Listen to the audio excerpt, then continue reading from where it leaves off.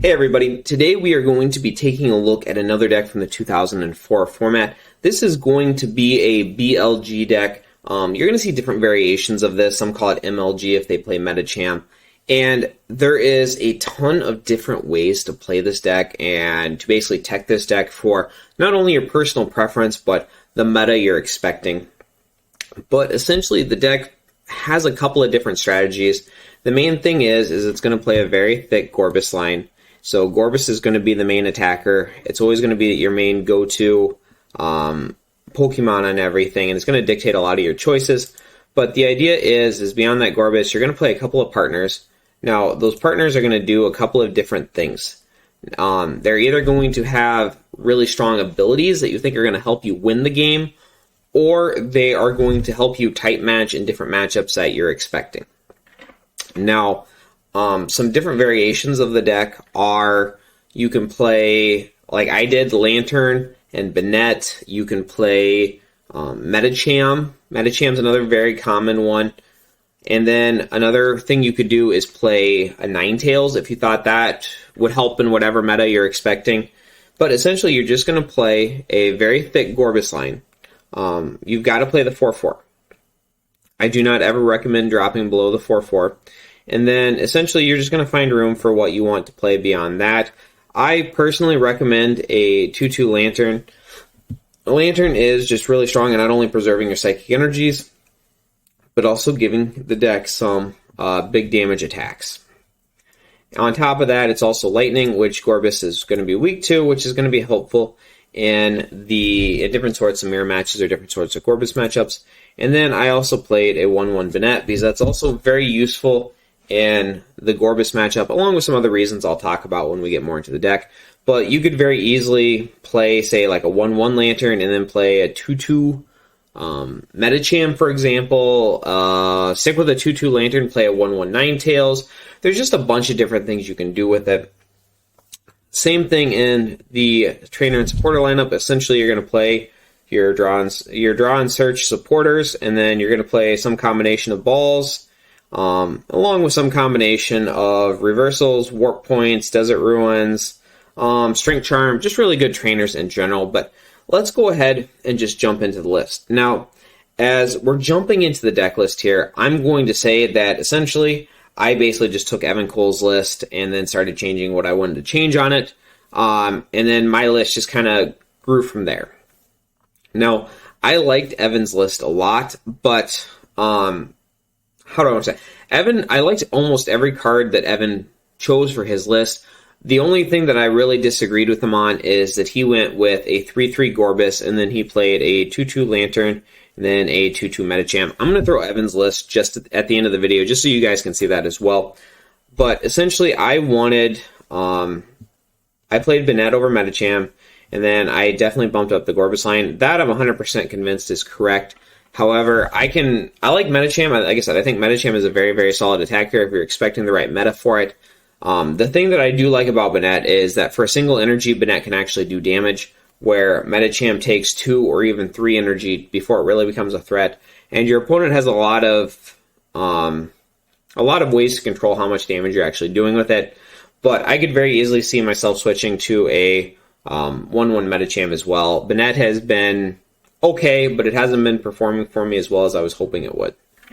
So, starting off here with the deck list, I play a 4-4 Gorebyss line. Gorebyss is incredibly strong, obviously. Not only does it go off your psychic energy, but it also goes off psychic energy from the opponent as well. The other advantage is you have a lot of spread decks in the format. So, Clamperl is going to be really strong in allowing you to bench it, get energy under it, but not actually take damage from spread attacks such as Blaziken or Explode, for example. Now, something that I see really commonly is if you're playing against a spread deck, a lot of the time you're going to want to leave it as a Clamperl until you're ready to actually attack with it before you evolve into Gorebyss. Now, there's going to be a lot of considerations with that. Obviously, are you expecting a Desert Ruins?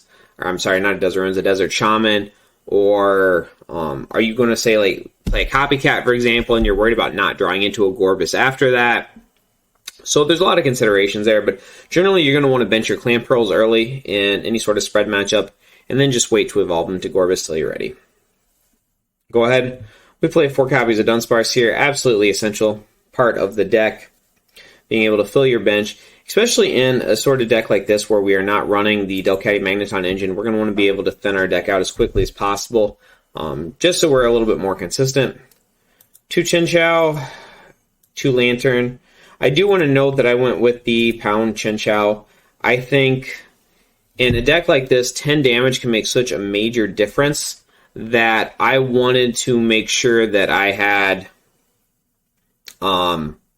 that pound attack, that initial 10 damage. I found that more impactful than some of the other attacks offered by the other Chinchous. Spark is also very useful to essentially be spreading, doing 30 damage for 2 energy and letting you hit that bench, give me a little bit more options there.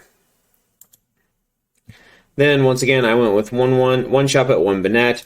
The Shuppet, I just find the Hypnosis attack to be the most useful. Obviously, if you're going to open Shuppet, that's what you're going to want to have. And then the Night attack, putting a damage count on one of your opponent's Pokemon, can also be very useful. I also want to note that the fighting resistance is really strong, too, if you're playing against decks like Machamp, for example. Now, Banette is mainly in there for the Shadow Steel. I think it's really good, as popular as Gorebyss is in the format. Not only does that help you answer in the later stages of the game, allows you for 1 energy take a 1-hit knockout on Gorebyss, but it's also can be a really good damage attack against other decks. Even decks like Shiftry, for example, in the later stages of the game, you're going to be finding yourself hitting for really nice damage numbers with Shadow Steel. I did try to keep the Pokemon line at 18. I've seen people play like 4-4 Gorebyss, and then 2-2 Lanturn, and then like a 2-2 Banette, 2-2 Medicham. But essentially something you're always going to want to think about is you want to keep your attackers relatively close to the number of prizes your opponent can take. So to win the game, your opponent only has to knock out 4 Pokemon. So you don't want to play like 10 different attackers in your deck, because essentially you're wasting, if you think about it, you're wasting 4 attacker spots, because you're not ever going to push those last. You're always going to have 4 attackers that your opponent doesn't have to deal with just due to their number of prizes. I feel like I'm explaining that kind of poorly, but I'm hoping that makes sense. So essentially you're going to want to keep it close as possible. And essentially we're playing 4, 6, 7 different attackers, but we can use them based on different situations. And there's probably going to be a course in the game where at some point we're going to have to feed our opponent a Dunsparce, so that's going to be one of their prize cards as well. Ideally, we want our opponent to fight through 4 Gorebyss and then a 2-2, then a Lanturn to get their 6 prizes, but that's not always how the games are going to play out. So, supporter lineup, 4 Copycat, 4 Steven's Advice, absolutely essential. These should be maxed in about every 2004 deck you're going to play. Play your Copycats, play your Stevens. I also play 4 copies of TV Reporter. TV Reporter is just a really great draw 3 cards.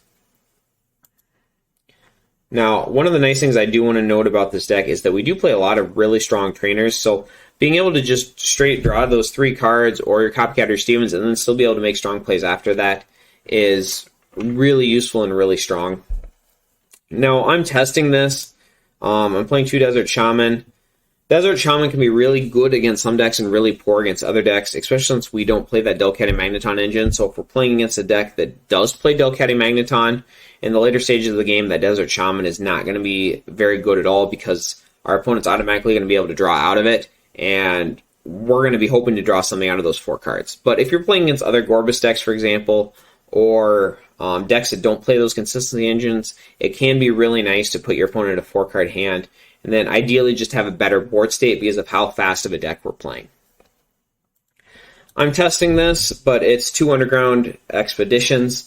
Underground in general, I think it's just a very strong card. There's a lot of arguments you can make with TV Reporter. Is it better to draw 3, or is it better to look at 4 and choose 2? You can get into some really crazy math numbers with that, and I'm not going to cover that in this video. But essentially, Underground, so far I've been really liking it, but it's not as strong as like a Stevens or a Copycat from my experience so far. I also want to note I do play 16 supporters in this.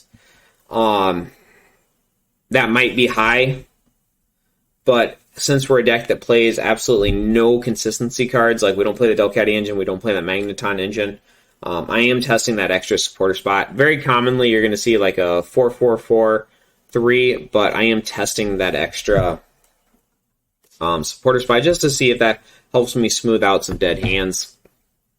Now, when we get into the trainer lineup here, I think there's a lot of different ways you can do this, but essentially you're going to want to play some copy of Reversal, Warp Point, and Strength Charm. I did have a Strength Charm in the deck. I ended up dropping it for the second Underground Expedition. That could possibly very well be wrong, but like I said, this is something that I wanted to test. Pokemon Reversal, a lot of people swear by it in the deck, and a lot of people even advocate playing 4. I don't have anything against 4. I think it's really good, especially if you get a strong opening. You just kind of are able to steamroll your opponent. I could also see an argument for doing something even like, say, playing 4 Strength Charm just to try to hit those magic numbers a little bit more consistently. I opted to play 3 Reversal and then 3 Warp Point. The third copy of Warp Point was because of how popular Beedrill has been lately, or how well it performed at the last 2004 tournament. I think that third Warp Point really will, should win you the matchup against Beedrill. In a lot of the games that I played with it, my opponent was literally probably 1 Warp Point away from winning the game, or 1 more switching card in a lot of situations. So I wanted to play that in here. It also helps me get a little bit stronger starts, just in case I open up something that's not Dunsparce. I can Warp Point into Dunsparce, for example. So far, I have not been overly impressed with the third Warp Point. I would rather have it. I had 4 Reversal and 2 Warp Point for a long time, and then I switched to 3 and 3. Like I said, so far I'm not being overly impressed with it, but I haven't also played against that many Beedrill decks. The ball counts, I'm also testing some different things here. I think you could do a lot of different things. Evan, for example, I think just played 3 fastball. I tried 4 master ball, and then I kind of switched it out. I diversified it a little bit more. So right now I'm playing 2 master ball. Master ball is obviously very good in general. It's a very, I guess, straightforward card. Gives you the most, I don't want to say options, but it gives you the most control, I guess. Fastball is just very good. The line of thinking with fastball is that you are going to ideally open with Dunsparce. So you're going to fill your bench, so you got the basics out of the way, and then, or you have your basics in play already. And then as your deck is more heavily tilted towards Gorebyss, if we play a fastball, we have, 4/7 of a chance to grab the Gorebyss off of it. And even if we did get, like, let's say a Lanturn or a Banette, then ideally we can still get that into play right away. Now, the last one I'm playing is Friend Ball. Friend Ball is very hit or miss. This was just a nod to how popular Gorebyss has been lately and how many different Gorebyss decks I've seen on the ladder. Essentially, if we want to get a Gorebyss out as quickly as possible or have the best searching options for Gorebyss, and we're playing against a lot of Gorebyss decks on the ladder, then essentially a Friend Ball is going to be the best search card for that. Like I said, in testing, this is very hit or miss. I think you could make a lot of different arguments for these 4 spots here. I also think you might not even need 4 spots. I think you could do something as simple as just dropping down to 3, then adding in some more text. Like I said, I absolutely do not hate Strength Charm in this deck. I could very easily see playing 3 Master Ball, for example, dropping the Warp Point down and playing 2 Strength Charm, or dropping this down to 3, playing the 4th Reversal, dropping the 16th Supporter, sticking with 15, playing another tech option there. I think there's just a ton of different things you could do.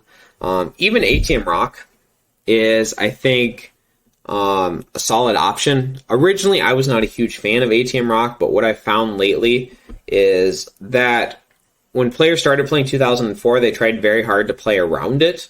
But as players started to kind of realize that ATM Rock really wasn't that strong outside of spread decks, that essentially players just kind of assume their opponent's not playing it. And I've seen opponents or players go really crazy with the rare candies, just slapping them down like nothing. So ATM Rock can be a very strong tech option. On top of that, I've also seen where some decks will play 2 ATM Rock. And well, that seems really crazy. At the exact same time, too, a lot of players aren't expecting that second ATM Rock. So I could see a deck that plays 2 ATM Rock do insanely well just because players are not expecting that second rock and how that might impact them. So essentially what you would try to do with that is your opponent plays 2 very quick rare candies to try to start the game off. You ATM Rock them. They play those 2 candies again, thinking they got past your rock. You're going to rock them a second time. And then essentially you're just so far, at that point, they're going to be so far behind you that you should be able just to win from there. This is especially useful in a deck like this where you're going to be taking a lot of 2-hit KOs anyways. So ideally, you're not only going to be able to rock for a prize along with taking away the rare candies, you're also going, you'd be able to take a prize with the rock and then also get rare candy. So it's a little bit more advantageous than, say, playing in a deck like Gardevoir, for example, where you're just aiming to take the one-hit knockout in the first place. One Desert Ruins. Once again, I'm not really convinced that this is 100% correct. Originally, nobody was playing stadium cards, so it was really easy just to slap a single copy of Desert Ruins in there, knowing that it's never going to get countered.